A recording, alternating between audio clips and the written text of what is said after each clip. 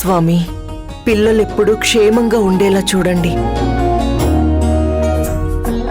ఈ ఇంట్లో సమస్యలు రోజు రోజుకి ఎక్కువైపోతున్నాయి. ఈ ఇంట్లో వాళ్ళకి పిల్లల మీద కోపం ఇంకా అలాగే ఉండిపోయింది. ఈ ఇంట్లో వాళ్ళందరూ పిల్లల్ని దగ్గరికి తీసుకునేలా మీరే చెయ్యాలి స్వామి. శుద్ధ బ్రహ్మ పరాత్పర రామా కాలాత్మక పరమేశ్వర రామా. శుద్ధ బ్రహ్మ పరాత్పర రామా కాలాత్మక పరమేశ్వర రామా. శేషతల్ప సుఖ నిద్రిత రామా బ్రహ్మాద్యమర ప్రార్థిత రామా. శేషతల్ప సుఖ నిద్రిత రామా బ్రహ్మాద్యమర ప్రార్థిత రామా. రామ రామ జయ రాజా రామ. హారతి తీసుకోండి. రామ జయ సీతారామ. రామ రామ జయ రాజా రామ. రామ రామ జయ సీతారామ. ఏమండి, ఏమైంది? ఎందుకు అదోలా ఉన్నారు? మా నాన్న అమ్మని తలుచుకుంటూ చాలా బాధపడుతున్నారు. నాకు కూడా అమ్మ గుర్తొస్తుంది కమలా. మా నాన్న బాధపడుతుంటే నేను తట్టుకోలేకపోతున్నాను. తన బాధకి ఒక రకంగా నేను కూడా కారణమే. ఏమండి, అవును కమలా, పిల్లలు చేసిన తప్పులకి కన్నవాళ్లే బాధ్యులు అంటారు కదా. మన కొడుకు ఈ ఇంటి నుంచి వెళ్ళిపోవడం వల్లే మా అమ్మ మనకు దూరమైంది కదా.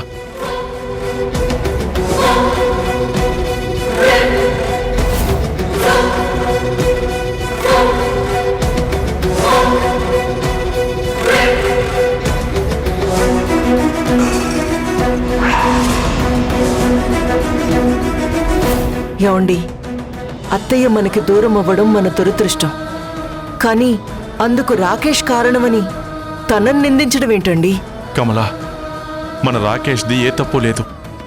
తప్పంతా వాణ్ణి పెళ్లి చేసుకుని తీసుకెళ్ళిపోయింది కదా ఆ ఝాన్సీ అక్క, తనది. బృందావనంలా ఎప్పుడూ కలకల్లాడుతూ ఉండే ఇల్లు ఇప్పుడు ఇలా బోసిపోవడానికి కారణం ఆ ఝాన్సీ వాళ్ళ అక్కే.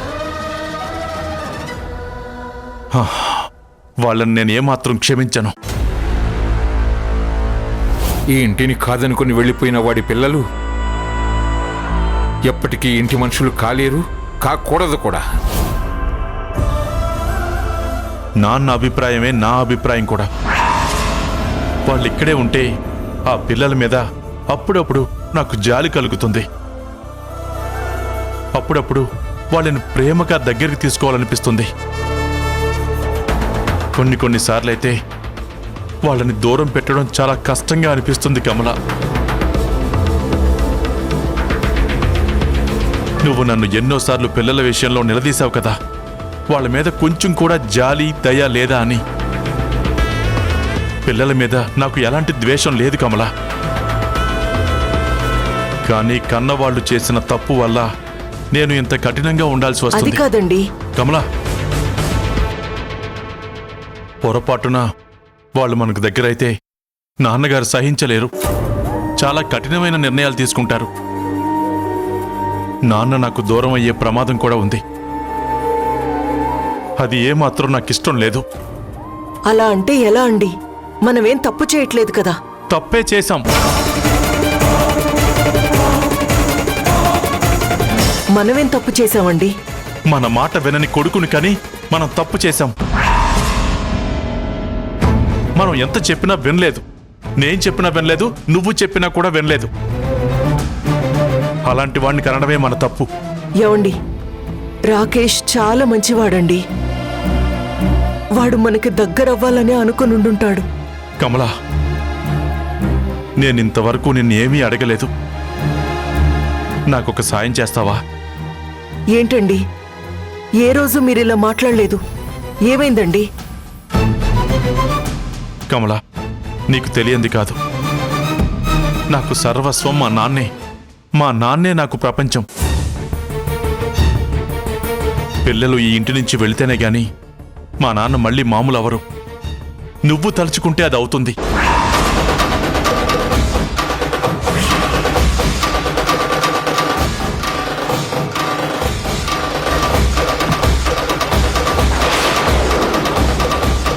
దయచేసి పిల్లల్ని ఇంటి నుంచి బయటికి పంపించు. ఈ ప్రపంచంలో మీ నాన్న మీకెలాగో, ప్రస్తుతం నా ప్రపంచమంతా పిల్లలేనండి.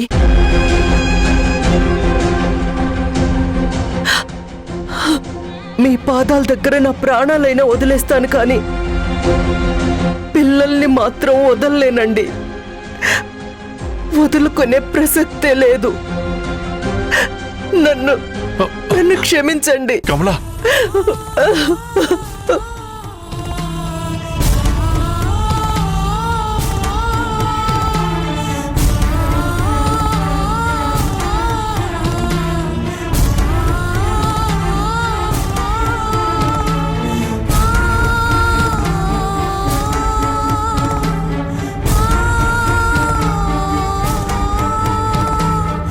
స్వామి,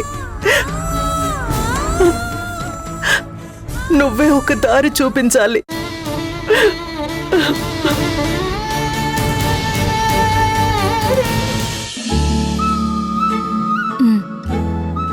పైకి చూడు. పిన్ని, ఆ ముసుగు మనిషి మళ్ళీ స్కూల్ దగ్గరకు వచ్చి మమ్మల్ని ఏమన్నా చేస్తాడా? అలా ఏం జరగదు స్వీటీ. మీరేం భయపడాల్సిన పని లేదు. మీ గౌతమ్ బాబాయ్ మనకి సపోర్ట్గా ఉన్నారు కదా, అంతా తను చూసుకుంటారు. ఓకేనా? ఓకే పిన్ని. సరే పదండి పదండి, స్కూల్కి టైం అవుతుంది. తొందరగా బ్యాగ్ తీసుకో, పద. Good morning sweetie. Good morning Vamshi. Good morning బాబాయ్. పిల్లల్ని స్కూల్కి తీసుకెళ్తున్నారా? అవును గౌతమ్ గారు. మీరు వద్దండి, మా కానిస్టేబుల్ రాజు గారు తీసుకెళ్తారు. పర్వాలేదు గౌతమ్ గారు, నేను తీసుకెళ్తాను. మీరు తీసుకెళ్లడం సేఫ్టీ కాదండి, అందుకే రాజు గారిని పంపిస్తున్నాను. ప్లీజ్ ఝాన్సీ గారు, నేనెందుకు చెప్తున్నానో అర్థం చేసుకోండి. సరేనండి, మీ ఇష్టం. స్వీటీ, వంశీ, మీకు భయంగా ఉందా? అవును బాబాయ్. మీరు ఎలాంటి భయాలు పెట్టుకోకండి. ఆ ముసుగు మనిషి మిమ్మల్ని ఏమీ చేయలేడు. ఎందుకంటే ఈ పోలీస్ అంకుల్ మీతో పాటే ఉంటాడు. మిమ్మల్ని స్కూల్కి తీసుకెళ్ళడం, అక్కడే ఉండి మళ్ళీ స్కూల్ నుంచి ఇంటికి జాగ్రత్తగా తీసుకొస్తారు. ఓకేనా? పోలీస్ అంకుల్ అంటున్నారు, మరి మీలాగా అంకుల్కి పోలీస్ యూనిఫామ్ లేదేంటి బాబాయ్? You are very smart. Uncle uniform వేసుకుంటే ముసుగు మనిషి మీ దగ్గర పోలీసు ఉన్నాడని తప్పించుకొని పారిపోతాడు. అదే ఇలా సివిల్ డ్రెస్లో ఉంటే, ఒకవేళ ఆ ముసుగు మనిషి మీ దగ్గరకు వస్తే ఈ అంకుల్ వాడిని పట్టుకొని డిషుమ్ డిషుమ్ అని 4 తన్ని పోలీస్ స్టేషన్కి తీసుకొస్తాడు. అప్పుడు తనని జైల్లో వేస్తారు. నువ్వు కూడా డిషుమ్ డిషుమ్ అని కొడతావు కదా. అప్పుడు ఇంకా మనకి ఎలాంటి భయం ఉండదు. ఓకేనా? అంకుల్తో వెళ్తారు కదా? ఓకే బాబాయ్, ఓకే వెళ్తాం. బాబాయ్, వెళ్తాం. Very good. రాజుగారు, జాగ్రత్తగా తీసుకెళ్ళండి. Okay sir. పిల్లలు రండి. ఇదిగో తీసుకో. పదండి. బాయ్ పిన్ని. బాయ్ బాబాయ్. బాయ్. ఝాన్సీ గారు, ఈరోజు మీరు పంతులు గారితో మాట్లాడాలి అన్నట్టు గుర్తు. అవునండి, రాణి జాతకం ఆ అబ్బాయి జాతకం చూపించి పెళ్లి ముహూర్తం పెట్టించాలి. పెళ్లి వాళ్ళు కూడా బయలుదేరానని చెప్పారు. సరే, మీరు వెళ్ళి ఆ పని చూసుకోండి. నేను స్టేషన్కి వెళ్తున్నాను. ఏదైనా అవసరం అయితే కాల్ చేస్తాను. సార్,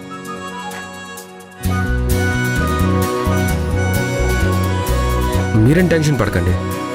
ఆ ముసుగు మనిషి ఫోన్ దొరికింది కదా, అందులో నుంచి ఏదైనా క్లూ దొరుకుతుందేమో నేను ట్రై చేస్తాను. జాగ్రత్త.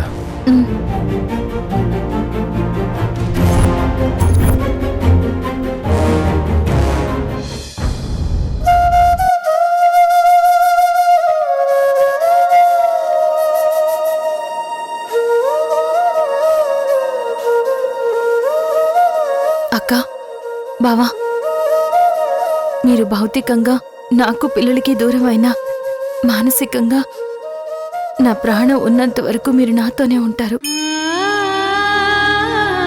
ఇక్కడ ఏం జరుగుతుందో అంతా మీరు పైనుంచి చూస్తూనే ఉంటారు కదా బావా. వాళ్ళు ఎన్ని కుట్రలు చేసినా ఈ ఇంట్లో వాళ్ళు పిల్లల్ని ప్రేమగా దగ్గరికి తీసుకునేంత వరకు నేను ఈ ఇంట్లోంచి బయటికి వెళ్లే ప్రసక్తి లేదు. నేను మీకు ఇచ్చిన మాట నెరవేర్చే వరకు ఈ ఇంట్లో వాళ్లతో నా పోరాటం సాగుతూనే ఉంటుంది. మీకు ఇచ్చిన మాట నిలబెట్టుకోవడం కోసం నేను ఏం కోల్పోవడానికైనా సిద్ధంగా ఉన్నాను. నన్ను ఆశీర్వదించండి బావా.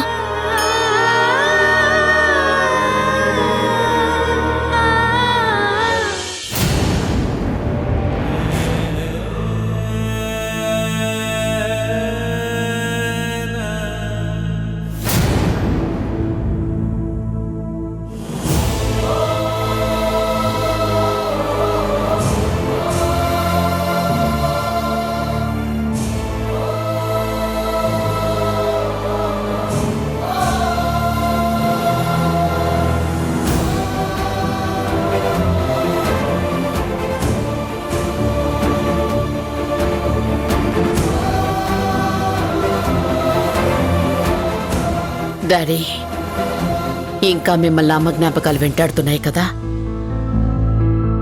ఇంకా తన ఆలోచనలోంచి బయటకు రాలేకపోతున్నారు కదా. మీరు అమ్మని తలుచుకొని బాధపడుతున్నారని అన్నయ్య చెప్పాడు. అది విన్నప్పటి నుంచి నాకు కూడా చాలా బాధగా అనిపించింది డాడ్. మనసులో ఒకటే ఆందోళన.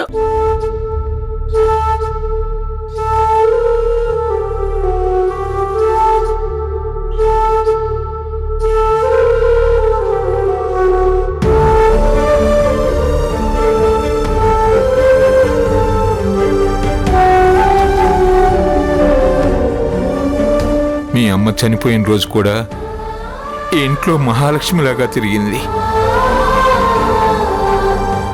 కానీ కళ్ళ ముందే అలా నేల కొరికి కన్ను మూస్తుంటే ఏమీ చేయలేకపోయాను. ఇన్ని కోట్లు, ఇన్ని ఆస్తులు సంపాదించుకొని మీ అమ్మ ప్రాణాల్ని కాపాడలేకపోయాను. డాడ్, మీరు అమ్మని ఎంతగా ప్రేమించారో, ఎంత ప్రాణంగా చూసుకున్నారో మాకు తెలుసు. మీరమ్మని చంటి పిల్లలా చూసుకునేవాళ్ళు. చిన్న హెల్త్ ప్రాబ్లం వచ్చినా గాబరా పడిపోయేవారు. అలాంటి అమ్మ ఒక్కసారిగా దూరం అయిపోతే మీరెంత బాధపడతారో మేము అర్థం చేసుకోగలం. కానీ ఒక్కటైతే భరోసా ఇవ్వగలను డాడ్, మీ బాధని పంచుకోవడానికి మేమంతా ఉన్నాము. ఎంతమంది ఉండి లాభమే ఉంది? ఇంటికి పెద్ద దిక్కుగా ఉన్న ఆడదాన్ని దూరం చేసిన ఆ రాధ చెల్లెలు ఝాన్సీ, ఆ రాధ పిల్లలు ఈ ఇంట్లోనే కళ్ళ ముందే తిరుగుతున్నారు. వాళ్ళు అలా తిరుగుతుంటే నాకు మీ అమ్మాయి గుర్తుకొస్తుంది. నాకు అసలు మనశ్శాంతి లేకుండా పోతుంది. నేను వాళ్ళని ఇంట్లోంచి బయటకు పంపించే ప్రయత్నాలు చేస్తూనే ఉన్నాను కదా డాడ్. చేస్తున్నావు, కానీ ఇంకెప్పుడు పంపిస్తావు? ఇలాగే చెప్తున్నావు, కానీ పంపించలేకపోతున్నావు. అందరికీ నువ్వు గొప్ప లాయరవై ఉండొచ్చు, కానీ నా దృష్టిలో మాత్రం నువ్వు గొప్ప లాయరవు కాలేవు. నిజమే డాడ్, నీ దృష్టిలో నేను గొప్ప లాయర్ని కాలేను. నేను బయట కొన్ని వందల కేసులు గెలిచాను, కానీ మీ మనసుని మాత్రం గెలవలేకపోతున్నాను.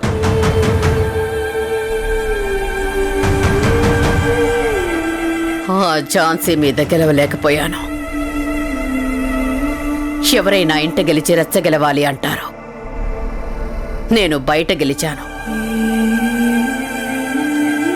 నాకంటూ పేరు ప్రతిష్టలు సంపాదించుకున్నాను. కానీ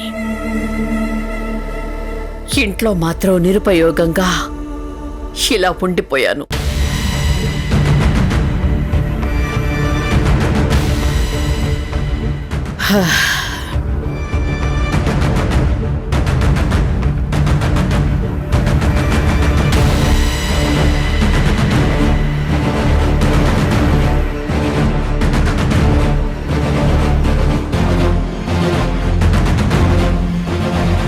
ఇప్పుడు చెప్తున్నాను వినండి డాడ్.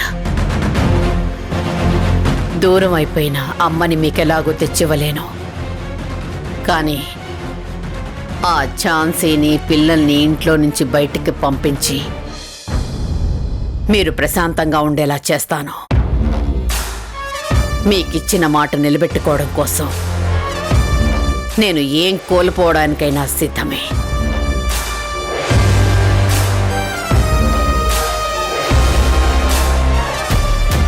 ఆ రోజు మీరు నన్ను గుర్తిస్తే నాకంతే చాలు. మీరు రెస్ట్ తీసుకోండి.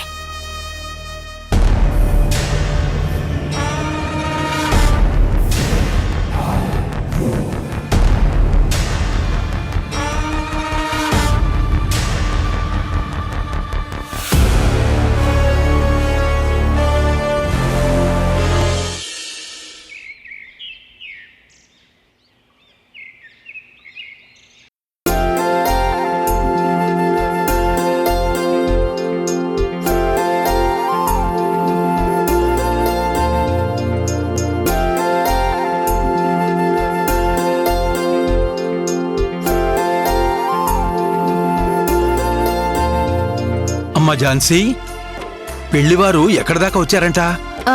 దారిలో ఉన్నామని చెప్పారు తాతయ్య. అదిగో వచ్చేసారమ్మా. నమస్కారం. నమస్కారం అమ్మా. నమస్కారం. రండి, రండి, కూర్చోండి. నమస్తే అమ్మా. రండి, కూర్చోండి బాబు.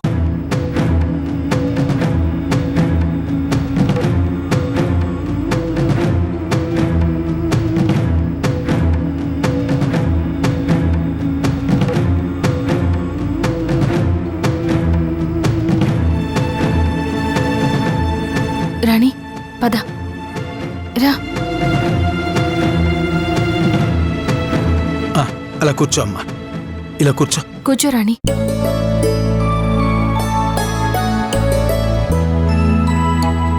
చూడండి, మీకు మా రాణి గురించి అన్ని విషయాలు చెప్పాను. ఇంకా ఏమైనా అడగాలనుకుంటే ఇప్పుడే అడగండి. తర్వాత ఏ ప్రాబ్లం రాకూడదు. మాకెలాంటి డౌట్స్ లేవమ్మా. మాకు రాణి చాలా బాగా నచ్చింది. మీతో సంబంధం కుదుర్చుకోవడానికి మేం మనస్ఫూర్తిగా అంగీకరిస్తున్నాం.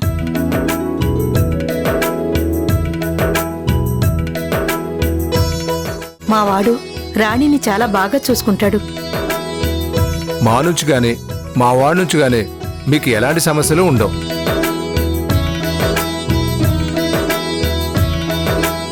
మొన్నంటే ఆ ముసుగు మనిషికి భయపడి అలా చేశాం. కానీ ఇప్పుడు మాకెలాంటి భయాలు లేవు.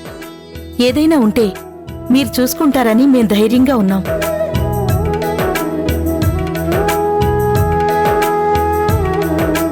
మేడం, పెళ్లి ఎలా చేద్దాం అనుకుంటున్నారు?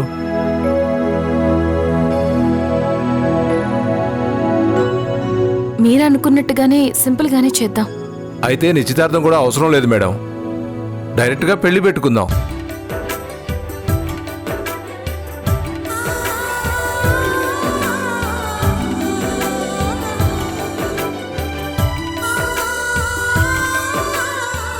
సరే, మీ ఇష్టం.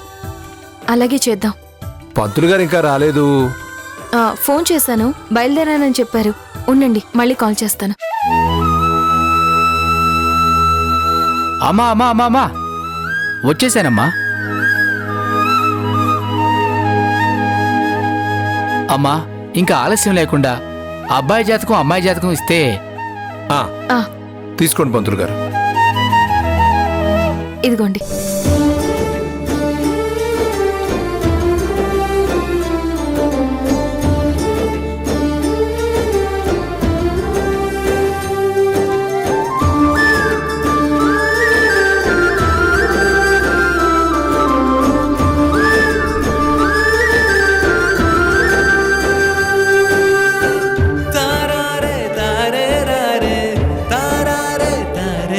ఇద్దరి జాతకాలు చాలా చక్కగా కలిశాయమ్మా. ఎలాంటి దోషాలు లేవు. వీళ్ళ జాతక చక్ర ప్రకారం నిండు నూరేళ్లు కలిసిమెలిసి ఉంటారు.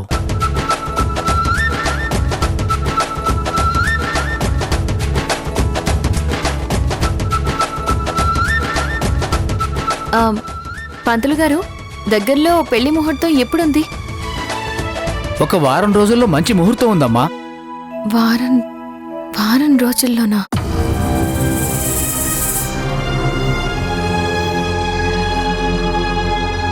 అది దాటితే 3 నెలల వరకు మూడమమ్మా.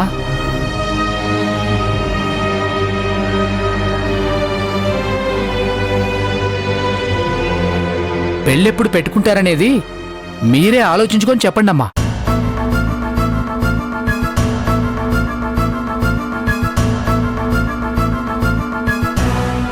పర్వాలేదమ్మా.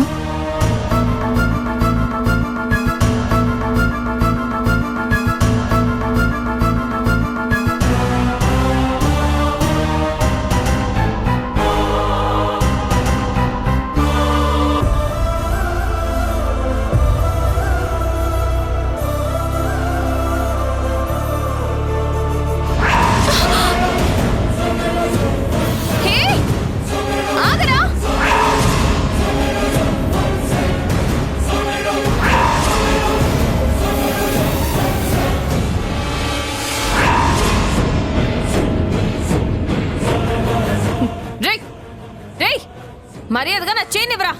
దగ్గరకు వచ్చావంటే చంపేస్తాను. చేయనివ్వు. దగ్గరకు వచ్చావంటే ఈ అమ్మాయిని చంపేస్తాను. హే